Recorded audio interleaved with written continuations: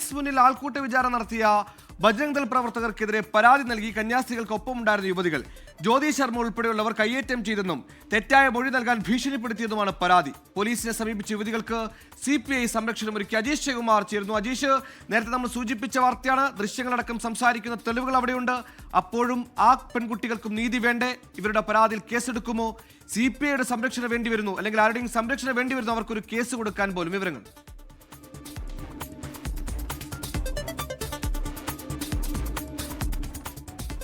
മൂന്ന് യുവതികൾ, അതായത് കമലേശ്വരി പ്രധാൻ, ലളിത, സുക്മതി, ഈ മൂന്ന് യുവതികളാണ് അന്ന് റെയിൽവേ സ്റ്റേഷനിൽ ഈ ഭീഷണിക്ക് ഇരയായത്. അന്ന് ഈ ബജ്രംഗ് ദൾ പ്രവർത്തകർ ഇവരെ ഭീഷണിപ്പെടുത്തി. അതിൽ ഒരു പെൺകുട്ടിയുടെ മൊഴിയുടെ അടിസ്ഥാനത്തിലാണ് ഈ കന്യാസ്ത്രീകൾക്കെതിരെ കേസെടുത്തത്.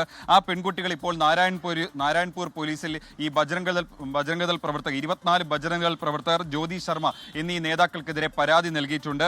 ജാതീയമായി അധിക്ഷേപിച്ചു, തെറ്റായ മൊഴി നൽകാൻ ഭീഷണിപ്പെടുത്തി എന്നാണ് ഈ പരാതിയിൽ പറയുന്നത്. ഇവർക്കെതിരെ കേസെടുക്കണമെന്ന് ആവശ്യപ്പെട്ടുകൊണ്ടാണ് ഇപ്പോൾ പരാതി നൽകിയിരിക്കുന്നത്. നേരത്തെ നാരായൺപൂർ CPI ജില്ലാ കമ്മിറ്റി ഓഫീസിൽ ഈ പെൺകുട്ടികളെത്തി നിയമസഹായം നൽകണമെന്ന് ആവശ്യപ്പെട്ടിരുന്നു. അതിന്റെ അടിസ്ഥാനത്തിൽ CPI സംസ്ഥാന കമ്മിറ്റി തന്നെ ഇവർക്ക് വേണ്ട എല്ലാവിധ നിയമസഹായം നൽകാമെന്ന് അറിയിച്ചിരുന്നു. അവർ തന്നെയാണ് പരാതി എഴുതാൻ പോലും സഹായിച്ചത്. അങ്ങനെ നാരായൺപൂർ പോലീസിൽ ഈ പെൺകുട്ടിയും സഹായികളും എത്തി ഈ പോലീസിൽ പരാതി നൽകിയിട്ടുണ്ട്. നിലവിൽ പക്ഷേ പോലീസ് FIR ഇട്ടിട്ടില്ല. ഇവരെയാണ് കന്യാസ്ത്രീകൾ ഈ ആഗ്രയിലേക്ക് കൂട്ടിക്കൊണ്ടുപോകാൻ ഈ ദുർഗ് റെയിൽവേ സ്റ്റേഷനിൽ കൊണ്ടുവന്നത്. എന്തായാലും ഈ കേസിൽ ഇപ്പോൾ ഈ സംഭവം നടന്ന 9 ദിവസം കഴിഞ്ഞിട്ട് പോലീസ് ഒരു FIR പോലും ഇടാൻ തയ്യാറായിട്ടില്ല എന്നുള്ളതാണ് ഏറ്റവും ഗൗരവതരമായ സംഭവം. കാരണം സ്വമേധയാ പോലീസിന് കേസെടുക്കാവുന്ന വകുപ്പുകൾ ഉണ്ടായിരുന്നു, അതിന് ദൃശ്യങ്ങൾ ഉണ്ടായിരുന്നു.